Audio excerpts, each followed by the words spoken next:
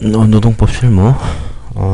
이번에는 단시간 근로자에 대해서 좀 자세히 알아보도록 하겠습니다. 제목은 근로시간은 짧아도 관리는 더 어려운 단시간 근로자라는 제목으로 노무법인 율현의 대표 노무사이신 장성희 노무사께서 월간 노동법률 2015년 9월 5에 기고하신 글을 가지고 설명을 드리겠습니다. 자, 단시간 근로자. 일주간의 소정 근로시간이 자기가 근무하고 있는 그 사업장 내에 같은 업무에 종사하는 통상 근로자에 비해서 짧은 근로자를 단시간 근로자라고 하는 거죠. 즉, 자신이 근무하는 사업장의 통상 근로자가 비교 대상이기 때문에 상대적인 개념으로 보시면 되겠어요.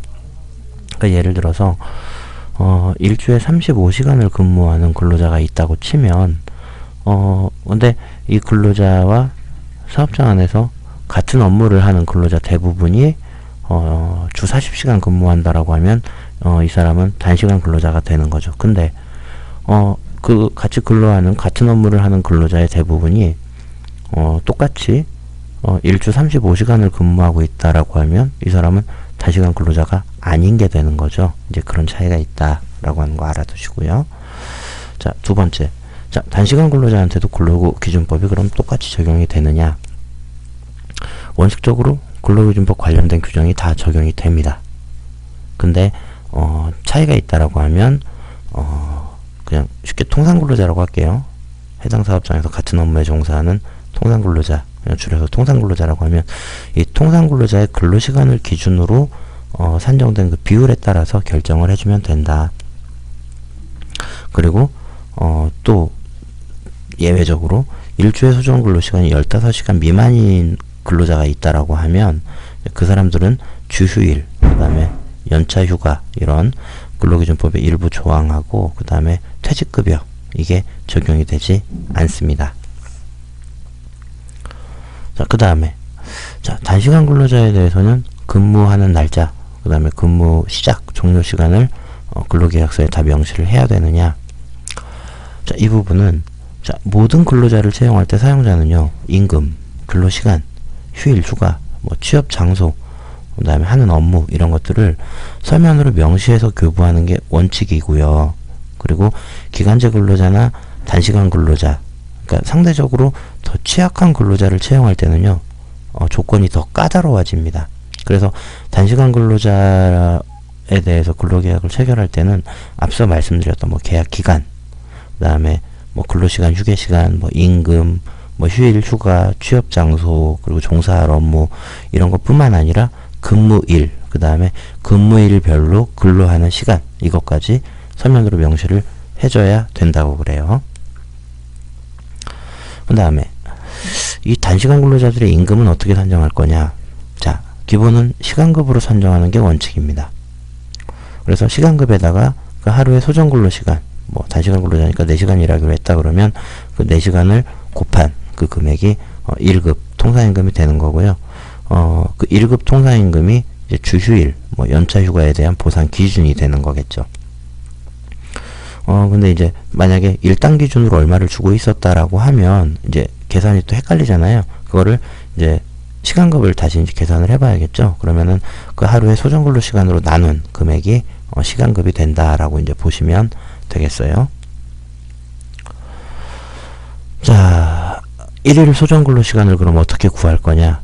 그러니까 하루하루 이제 일하는 시간이 다 틀리다. 그럼 그거 어떻게 계산할 건데? 하루 소정 근로 시간 몇 시간으로 할 건데? 이게 이제 헷갈리잖아요. 자, 그래서 만약에 말이야. 자, 노래를 좀 합니다.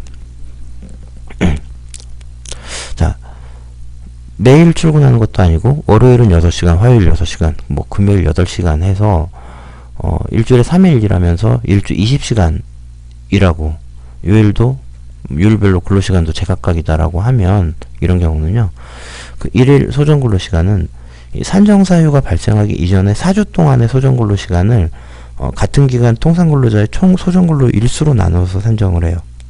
그러니까 통상 근로자의 그 소정 근로 일수가 얼마냐에 따라서 달라질 수가 있어요.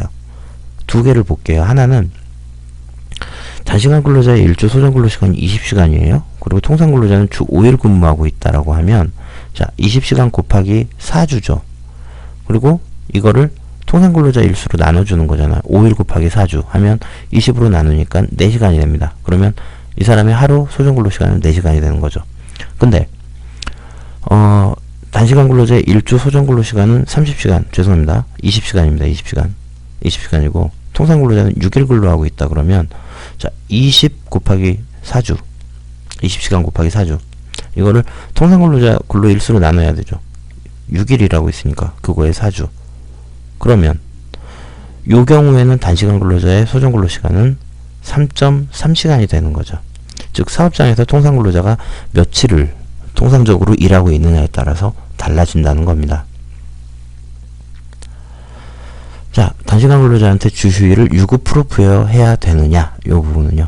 자, 일주의 소정 근로시간이 15시간 미만이면 주휴일 부여 안 해도 되죠. 그러니까 유급으로 안 줘도 되죠. 근데 15시간이 넘으면, 15시간 이상이 된다고 하면 1급 통상임금 기준으로 주휴일을 부여를 해야 된다. 그러니까 주휴일을 부여한다는 얘기는 유급 주휴일을 준다는 얘기입니다.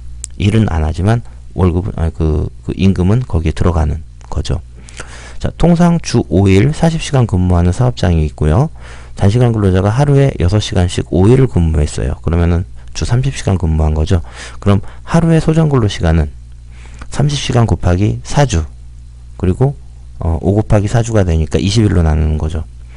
그래서 6시간의 소정 근로 시간이 나온다. 그러면 주휴일, 즉 1급 통상임금을 주어야 되는, 일은 안 하지만 1급 통상임금은 줘야겠죠. 그거는 시간급에 6시간을 곱한 거를 계산해서 주휴일 수당으로 지급을 하면 되겠다. 그 다음에 연차휴가도 부여해야 되느냐. 자, 15시간 넘으면 단시간 근로자라도 근무기간, 개근 여부에 따라서 연차휴가가 발생이 됩니다. 자, 연차휴가는 아래 방식으로 이제 하는 거예요. 시간 단위로 하고요. 1시간 미만은 1시간으로 봅니다. 어떤 방식이냐면, 계산식은, 자, 통상 근로자의 연차휴가 일수에다가 단시간 근로자의 소정 근로 시간을 통상 근로자의 소정 근로 시간으로 나눠요. 거기에 곱하기 8을 한다. 이게 단시간 근로자의 연차휴가 시간이 됩니다. 자, 예를 들면 주 40시간 하는 데서 일일 4시간씩 5일을 근무했어요. 그럼 주 20시간 근무하는 거죠. 이때 이제 처음 들어오는 사람이 이제 연차휴가 일수가 15일이잖아요. 15일 곱하기 이 사람의 근무시간, 소정근로시간 20시간, 통상근로자의 근로시간 40시간으로 나누면 2분의 1이 되죠. 곱하기 8시간 하면 60시간의 연차휴가가 발생하는 거예요. 이거 아까 4시간이랬죠. 64로 나누면 15가 되는 거잖아요. 자, 연차휴가 사용은 해당 단시간 근로자의 소정 근무일에 사용하는 게 원칙이죠. 자, 쉬는 날 휴가 써라? 뭐 이게 말이 돼요? 아니잖아요. 그게 원칙이고, 소정 근무일에 근무 시간만큼 소진된 걸로 보는 거예요. 그러니까 하루를 쉬면 8시간을 까는 게 아니라 이 사람의 소정 근로 시간 4시간만 소진이 되는 거죠. 그러니까 15일을 쉴 순 있겠죠. 그리고 안 쉬었을 때 연차휴가 수당도 4시간 분에 대해서 주면 되는 거고. 자, 그 다음에 8번째. 일주 20시간 근무 예정인 단시간 근로자한테 26시간 근로를 시켰다. 그러면 연장 근로 수당을 지급해야 될까? 좀 애매하죠. 자, 근데요. 단시간 근로자들의 그 시급이 높지 않겠죠, 당연히. 자, 단시간 근로자에 대한 초과 근로 요건은 통상 근로자보다 더 엄격합니다. 자, 사용자가 소정 근로일이 아닌 날에 근로를 시켰다거나 아니면 소정 근로 시간을 초과해서 근로를 시키려면 근로계약서나 취업규칙에 그 내용과 정도가 명시가 돼 있어야 되고요. 근로자 동의도 받아야 돼요. 그리고 일주 12시간을 초과해서 근로를 시켜도 안 돼요. 뭐 이거는 마찬가지죠. 좀 웃기긴 하죠. 40시간 플러스 12시간에서 52시간 한도라고 하는데 이 사람들이 20시간 일했다라고 하면 이 사람들은 32시간이 한도가 되겠죠. 좀 웃기지만. 자, 그리고 소정 근로 시간을 초과해서 근로를 시켰다면 통상임금의 50% 이상을 가산수당으로 지급을 해야 된다는 겁니다. 자, 원래 연장 근로는 일일 8시간, 일주 40시간을 초과해야만 가산수당 지급 의무가 발생하지만 이 기준대로 한다면 단시간 근로자는 자기 소정 근로 시간, 그러니까 일주 20시간이라고 하면 그 20시간을 초과하는 순간부터 곧바로 가산수당이 발생하게 된다는 거죠. 즉 비용 부담이 더 커지게 된다는 거예요. 그래서 일이 끊기고 뭐 이런 경우에만 단시간 근로를 써야지, 뭐 직원들 개개인에 대해서 임금 쫓겨주겠다고 단시간 근로 쓰고 뭐 이렇게 한다고 하면 오히려 비용 부담이 훨씬 더 커지게 된다. 9번째, 단시간 근로자에 대한 취업 규칙을 별도로 작성하는 게 가능하냐? 가능하다는 거죠. 자, 사업장 내 통상 근로자에게 적용되는 취업 규칙이 있고 별도로 단시간 근로자에게만 적용되는 취업 규칙 작성할 수 있습니다.